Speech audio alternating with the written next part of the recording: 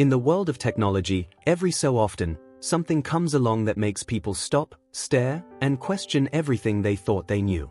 That's exactly what happened when Japan, the global hub of robotics, innovation, and futuristic engineering, was left stunned by the bold vision of Maxwell Chikumbutso, the Zimbabwean inventor behind a machine that seems almost impossible to comprehend, a mind-controlled, self-powered car. For decades, Japan has been at the forefront of automotive breakthroughs. From Toyota's hybrid revolution to Honda's robotics-powered concepts, the Japanese have consistently led the way. But Chikumbutso's creation didn't just join that list of innovations, it disrupted it. This wasn't a car that ran on gasoline. It wasn't even a car that depended on lithium-ion batteries, charging stations, or hydrogen cells. Instead, it was something completely outside the box, a vehicle powered by brainwaves, operating without a conventional fuel source, and generating its own energy. When news of this project reached Japan, it caused a ripple of disbelief. Engineers, scientists, and skeptics asked the same question: how could this be possible? The automotive industry has always moved forward in steps: internal combustion, hybrids, electric vehicles, then autonomous cars. But Chikumbutso seemed to have skipped several steps, leaping straight into science fiction. Imagine sitting in a car and having it respond not to your hands on the steering wheel or your foot on the pedals, but to the thoughts inside your mind. Imagine telling the vehicle to accelerate, brake, or even navigate by nothing more than a focused brainwave signal. Now, add to that the fact that the car generates its own power. No fuel stations.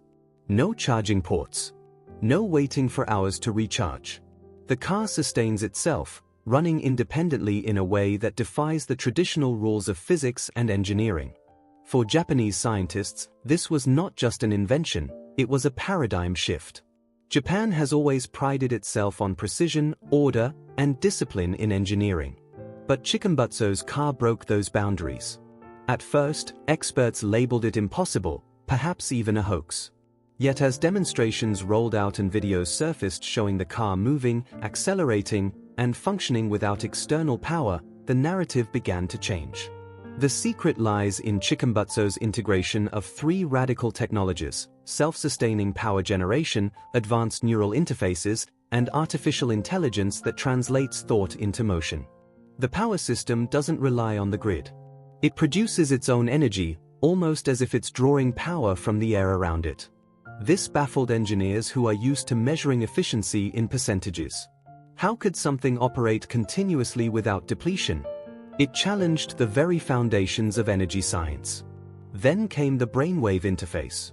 While Japan had already explored brain-machine connections in medical research and robotics, Chikumbutso's leap was in applying it to something as large, complex, and energy-dependent as an automobile. The driver no longer needed to physically maneuver controls. Instead, a neural headset translated thought into data, and data into action. It wasn't science fiction anymore, it was happening. For Japan, a nation where cars are more than machines but cultural icons, this was breathtaking. If real, it meant the end of fuel stations, the end of charging stations, and even the end of the traditional idea of driving. It meant entering an era where cars are no longer just vehicles but extensions of the human mind. But with amazement came fear. Japanese automakers quietly began asking, what happens to an industry worth trillions if this technology scales? What happens to oil companies, to electric infrastructure, to the carefully planned transition to EVs? And deeper still, what does it mean for human safety when thoughts alone can control a machine capable of high speeds? Could distracted thinking cause accidents? Could hacking brain signals become the new cybercrime? Chikumbutso's invention sparked debates far beyond engineering. It raised questions about the future of human-machine relationships. For Japanese society, already deeply integrated with robotics, AI assistance, and futuristic technology, it was both fascinating and unsettling. They had always believed the next stage of transport would be fully autonomous electric cars. But now, here was a man from Zimbabwe proposing a future where the car doesn't just drive itself, it listens to the very commands of your brain. And yet, for all the skepticism, the demonstrations continued to silence critics. Japanese researchers who witnessed the technology firsthand reported that it was unlike anything they had seen before. It wasn't perfect, but it was undeniably real. A car that sustained its own power. A car that responded to brainwaves. A car that needed no fuel, no plug, and no physical controls. In many ways this shook Japan at its core. The nation that had always defined itself as the leader of automotive progress was now confronted by an outsider who had leapfrogged decades of research and development. It wasn't just an invention, it was a challenge. A reminder that innovation knows no borders, no limits, and no respect for the old hierarchies of who leads and who follows. For Maxwell Chikumbutso, this wasn't about shocking Japan. It wasn't about rivalry. It was about proving to the world that we have barely scratched the surface of what's possible. That the future of cars, and perhaps even the future of energy itself, doesn't have to follow the slow, incremental path we've been told to accept. Japan, stunned and shaken, has been forced to rethink its strategies. If a self-powered, mind-controlled car is possible, then everything is on the table. The future of transport may no longer be about horsepower, battery capacity, or range anxiety. It may be about the power of human thought itself, merged with machines that generate their own endless energy. And that changes everything. Because what Chikumbutso has revealed is not just a car. It's a vision of a future where limits vanish, where technology and humanity merge seamlessly, and where even the most advanced nations like Japan must pause, stunned, at the power of one inventor's dream. The world is watching. Japan is still in shock. And the question remains, are we ready for a future where cars no longer need fuel, no longer need charging, and no longer even need a steering wheel, only the power of the human mind? Japan's shock wasn't just about the invention itself. It was about what it represented. For decades, innovation has followed a predictable pattern. Wealthy nations with vast research budgets would push boundaries, and the rest of the world would slowly adopt their breakthroughs. But this flipped that order. Here was an African inventor, working outside the traditional structures of global tech giants, creating something that the most advanced nations couldn't. It forced Japanese engineers and policymakers to confront an uncomfortable truth: genius can come from anywhere. And sometimes, the most disruptive ideas come from the margins, from voices overlooked by the mainstream.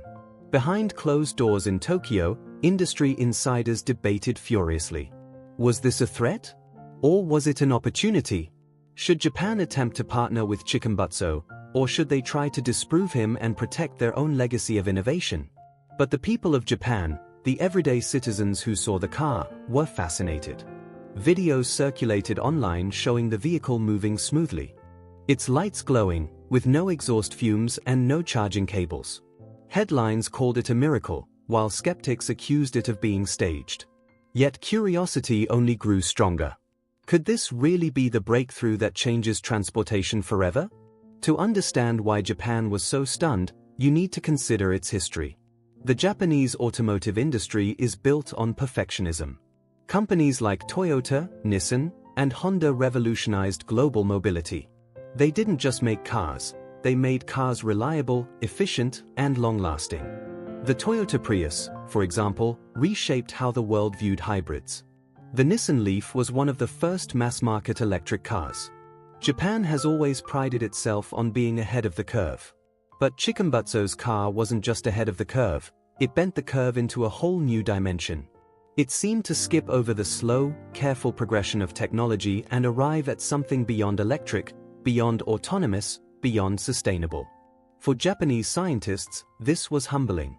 Many had spent their lives working to extend the range of batteries by a few kilometers, to shave off a few minutes from charging time, or to make engines a bit more fuel efficient. And now, here was a car that didn't need charging at all. A car that generated its own power indefinitely.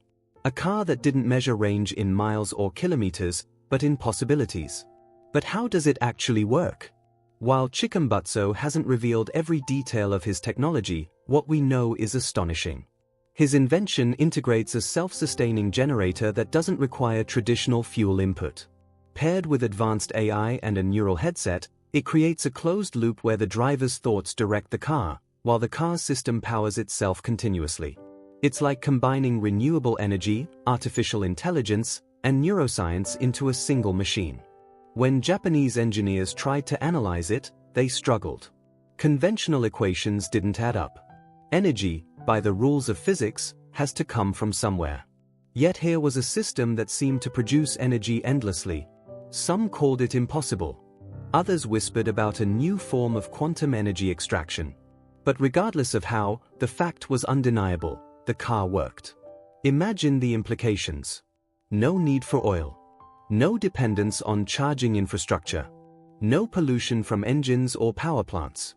For Japan, a nation heavily dependent on imported energy, this was staggering. It meant energy independence.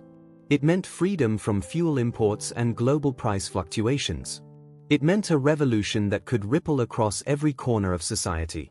And beyond the practical, there was something deeply symbolic about the brainwave control. For centuries, humanity has used tools and machines to extend our capabilities. But those tools always required some form of physical input: hands, feet, or voice. Now, for the first time, a car was responding directly to thought. The boundary between human and machine blurred. The driver wasn't just controlling the car. In some ways, the driver and the car became one. This concept fascinated Japanese futurists. They saw in it echoes of Shinto philosophy, where even objects could possess a spirit or essence. If a car could sync with your brainwaves, could it become more than just a machine? Could it become a companion, a partner, even an extension of self? Yet with excitement came unease. What if the car misinterpreted a thought? What if stray emotions, fear, anger, distraction, caused unintended actions? What if hackers found ways to intercept brainwave signals? The possibilities for misuse were as vast as the potential for progress. Japan's response was twofold. Publicly, officials maintained cautious optimism, praising the invention while demanding more proof. Privately, companies began reaching out, exploring potential collaborations. Because one thing was clear: whether they believed in it fully or not, they couldn't afford to ignore it. The future waits for no one, and missing a leap of this magnitude could mean falling behind forever. For Maxwell Chikumbutso, the reaction in Japan was validation. It proved that his work wasn't just a local curiosity, it was a global phenomenon. He had captured the imagination of one of the most technologically advanced societies on Earth. And whether or not the world is ready, the future he envisions is already here. The story of this mind-controlled, self-powered car is more than an invention. It's a reminder of something bigger: that innovation has no borders, that breakthroughs can come from anywhere, and that the future belongs to those bold enough to imagine it. Japan is still stunned. The world is still skeptical.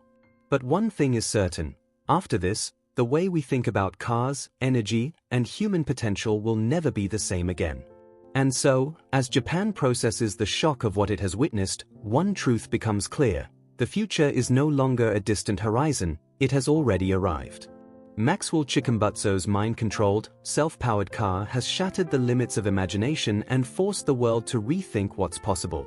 For some, it is terrifying. For others, it is exhilarating. But whether you believe this technology is a miracle or a mystery, one thing is undeniable: it has changed the conversation forever. The world's most advanced automakers, governments, and scientists must now ask themselves a difficult question: are they ready to embrace a future where human thought merges with machines, and where energy is no longer something to consume but something to create endlessly? Japan, once the unshakable leader in automotive progress, now finds itself humbled yet inspired. And perhaps that is the real lesson of this story: that genius cannot be contained by borders, by wealth, or by tradition. True innovation comes from vision, courage, and the refusal to accept limits.